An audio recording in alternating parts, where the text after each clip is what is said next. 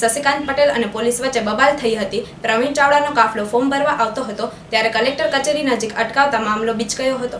નવનિર્મિત હિન્દુસ્તાન નિર્માણ દળના ઉમેદવાર પ્રવીણ ચાવડા અને પક્ષના પ્રદેશ અધ્યક્ષ શશિકાંત પટેલ પોતાના સમર્થકો સાથે આજરોજ બપોરે 2 કલાક ઉમેદવારી પત્રક ભરવા માટે આવી રહ્યા હતા ત્યારે જિલ્લા કલેક્ટર કચેરી પાસે પેટ્રોલિંગમાં રહેલા પોલીસ કાફલાએ તેમને અટકાવ્યા હતા અને ભારે ચકમક જરી ગઈ હતી। પોલીસ કાફલાએ માત્ર 5 લોકોને ઉમેદવાર પ્રવીણ ચાવડાનો કલેક્ટર કચેરી ખાતે જિલ્લા ચૂંટણી અધિકારી રેમ્યા મોહન સમક્ષ ફોર્મ ભરવા જવા માટે આગ્રહ રાખ્યો હતો।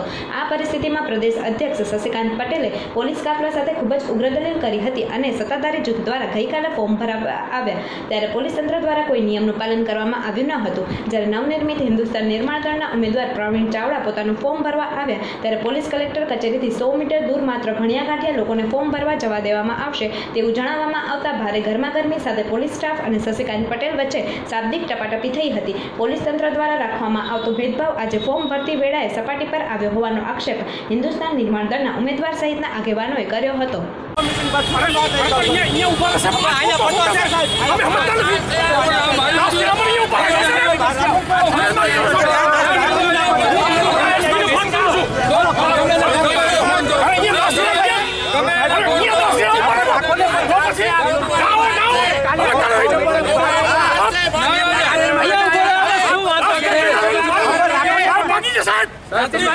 કાયદા